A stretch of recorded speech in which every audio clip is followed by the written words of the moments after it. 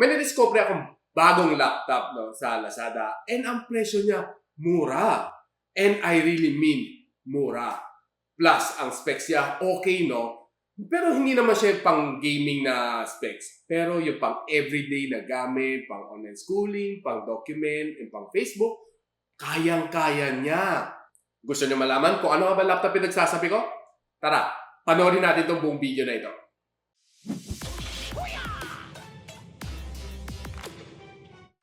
Ako pala si Richmond and welcome back to my channel. Today, pag-uusapan natin ang Alldocube V Book. Yan ang pinagsasabi ko kanina, no, na sulit, na okay na laptop pang everyday use. And ito, iakit ko na ang box, no. Kita natin yung box, no. Simple lang naman siya, no. Wala naman siyang colorful na box na para mga gaming laptops, so simpleng-simple lang siya, no, para may pasa sa atin yung presyong mura. So ngayon, bubuksan muna natin, no, itong box na ito. And true enough, sinabi ko nga sa inyo, simple lang ang kanyang packaging, no. Meron siyang styro. Pag hila mo, ganito lang kanyang packing. No nonsense, no. So pag tanggal natin ng styro,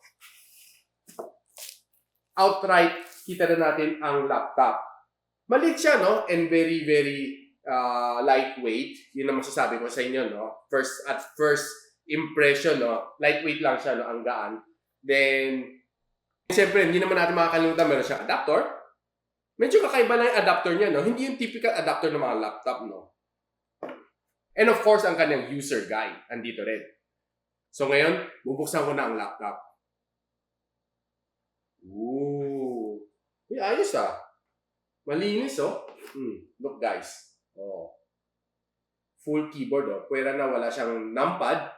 And yung trackpad niya, no, hindi naman siya ganong kalakihan, no. Pwede na ang kanyang size, no. And definitely, what I like sa screen niya, no, is IPS LCD na siya. Then mapapansin natin sa screen niya, no, hindi ganong kanipis ang kanyang mga chin, no. And definitely, hindi siya bezel-less na design. Pero of course, syempre sa expression niya, no, you don't really expect yung mga super bezel-less na design. Ang importante dito is ang kanyang usability. Tara, boot up muna natin for the first time.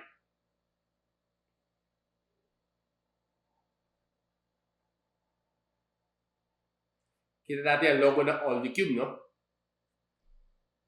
Then, kasama niya dito is Windows 10 Home Edition. So, pre-installed na siya, no? Pagdating sa atin, naka-pre-install na ang Windows 10. Pag boot up natin, wala na tayong kaproblema, gagamitin na lang natin. So, siyempre, yung mga Microsoft Word, yung mga ibang like Chrome, Google Chrome, sarili na tayo mag-i-install, no? So, dito ginawa ko lahat ng sarili. Pati kung gusto mo maglagay ng antivirus, ikaw na rin maglalagay. Ang first impression ko, no, ang screen niya malinaw.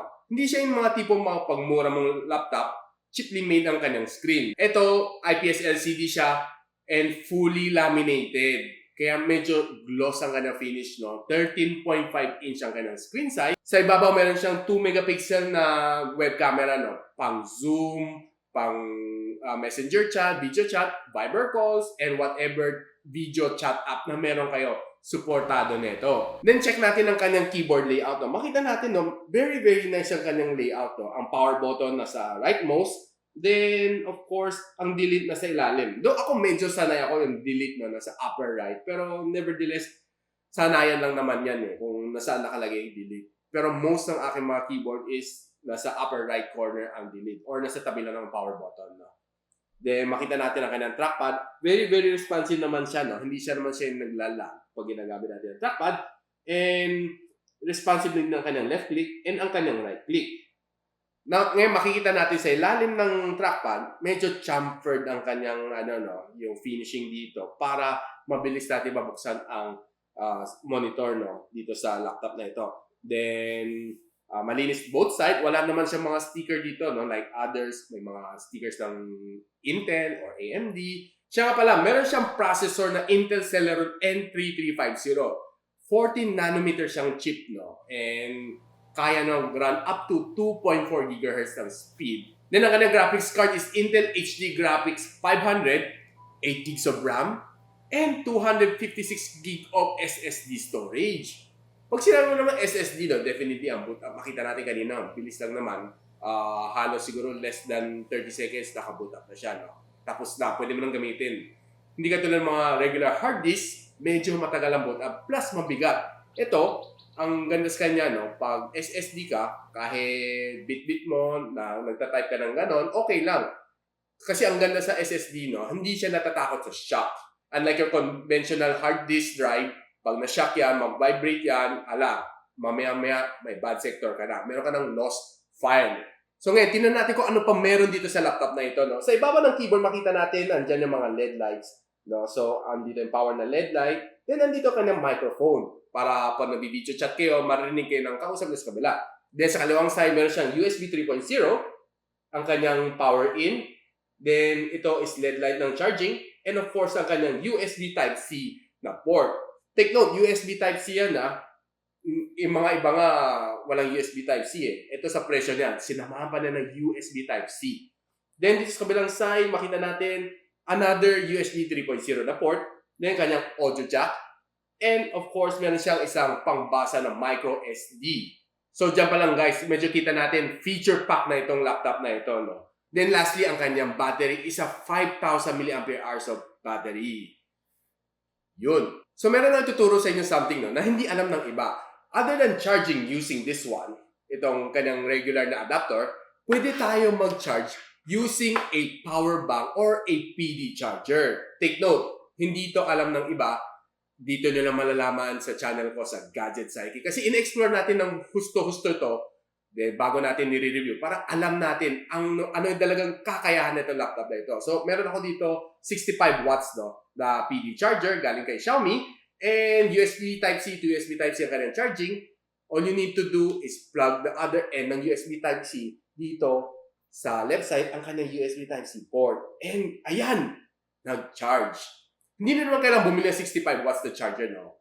30 watts na PD charger or power bank na kaya magbuga ng 30 watts and may PD capability, pwede niyong gamitin dito sa laptop na ito. Imagine magta-travel ka, 5,000 mAh ang kanyang battery lang. So, medyo may kaliitan, no? So, other than may mahanap kang wall socket para mag-charge all the while na nagagamit ka, let's say, nasa convention ka, walang saksakan, then the whole day mo gagamitin itong laptop na to just to take notes. The only solution dito is to bring a PD charge power bank na 30 watts daw. Take note.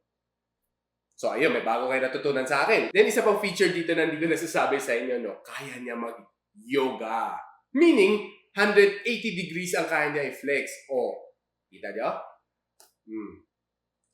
180 degrees. Isipin mo, presyo niya, kaya mo mag-yoga. Parang yoga pad. O, di ba? Ilang laptops ang may kayang gumawa ng ganito, no? Okay, so ngayon, try lang natin gamitin siya, no? Then, sabihin ko sa inyo ang verdict ko while using this laptop.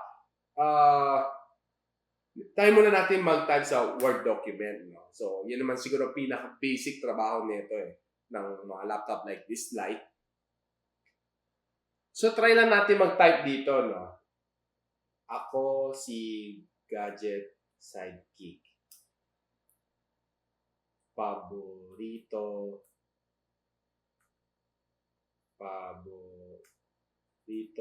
ninyong gadget reviewer.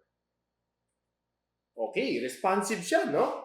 Gagawa naman niya ang basic task na kailangan niya, no? So, documents. Then, tingnan natin ang kanyang camera, webcam.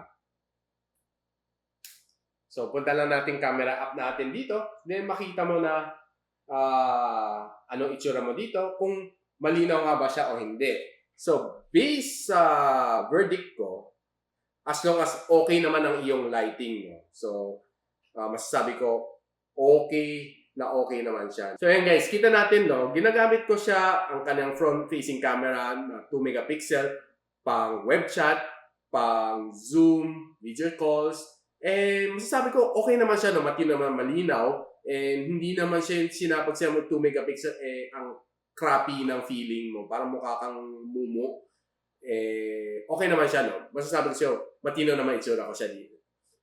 Masasabi ko naman dito na matino ang aking itsura dito sa front-facing camera ni Alldocube V Book. And guys, test natin dito ngayon, pagnood natin ng YouTube. Sabi ko sa inyo, okay naman siya, no? It's basically yun ang purpose naman niya, no? Makapanood ka ng movies, ng YouTube, ng Netflix dito sa laptop na ito. Pang total entertainment package siya, no? Except gaming. Siyempre, hindi natin ma-expect na dalagang pang gamer tong laptop na ito, no? Kasi wala sa kanya ang gaming capability, no? Siguro kung maglalaro ka ng mga games like Solitaire, okay lang. Pero pag sila mo maglalaro ka ng Call of Duty dito, forget about it. So, tinry ko rin makinig ng music dito sa laptop na ito. And ang ganda rin naman ang sound ng dual speaker niya, no? Hindi naman siya tunog lata pag medyo lumalakas na yung music mo, no? Okay pa rin siya, no? Pero syempre, of course, there are times na gusto mo ng konting privacy. Maglagay na lang kayo ng headphones para ma-enjoy nyo ng solo ang mga music. Meron naman siyang headphone jack dito, no? Kung ayaw ninyo, meron din siyang Bluetooth capability.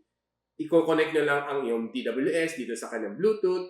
Just click on the Bluetooth icon dito sa taskbar and search for the Bluetooth device that you have. Then, tinry din natin mag-transfer ng files, no, papunta sa aking cellphone. Kinamit natin dito sa kanyang USB-C port and nakita niya agad ang aking phone. So, madali lang mag-transfer ng pictures, ng files, galing sa inyong cellphone, papunta dito sa laptop na to dahil USB 3.1 or USB Type-C na siya. It's a very, very fast connectivity between yung storage and yung device mo. Of course, syempre, don't forget na meron siyang dalawang USB 3.0 pang handle ng mga external hard drive ninyo or other peripherals na gusto nyo ikabit dito. So, pwede kayo magkabit ng external mouse or, syempre, pwede nyo gamitin ang inyong Bluetooth mouse. Like meron ko dito, si Raku. So guys, i-share ko lang sa inyo ang aking verdict dito sa laptop, no? Si Alldocube V Book. In terms of portability, very light siya, no? In terms of viewing angle, okay na okay siya. Pagdating sa typing, though hindi siya yung ganun ka sarap mag-type as yung tulad ng mga MacBook Air, ng mga Xiaomi Notebook Air, mga Huawei laptop, Asus laptop. Siyempre, there's a little downside. Medyo, ano siya, no? May feel ko kulang pa yung kanyang pagka-ergonomics, no? Though, usable naman siya. Then, ang kanyang trackpad, okay lang naman, no? Hindi naman siya bitin. Though, mas prefer ko mas malaking trackpad, pero pwede na siya. Also, usable. Though, napansin ko medyo may pagkainit siya dito, no? Sa kanyang left side ng palm rest, pag tumatagal itong laptop, no? Siguro dahil may andito ang kanyang hard drive or processor, no? Kaya dito siya umiinit.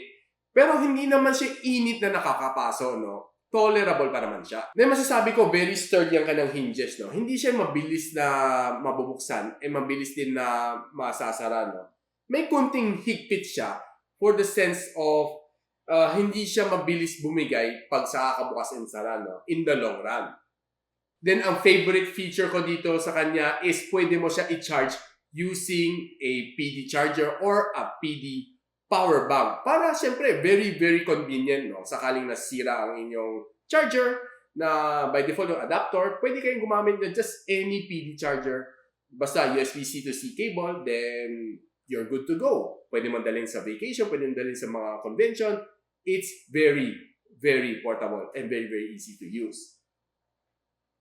Now guys, siguro itong gusto nyo malaman kung magkano to, no? Itong Alldocube V Book, mabibili natin to sa Lazada for $14,999. And definitely may sale sila, no? Itong 12/12 or may ongoing pa ng mga promos. Check nyo lang ang link below. I'll be posting it para malaman nyo kung may updated na promo or may mga coupons na matatanggap ninyo, no? Para makadiskwento kayo itong Pasko. At kung nagustuhan ng video na to, don't forget to like, subscribe, and of course, click that bell icon para hindi nyo ma-miss ang mga astig na review tulad nito, ang Alldocube V Book laptop. So ako nga pala si Richwood at sana magkita-kita sa aking susunod na video. Paalam na sa inyo!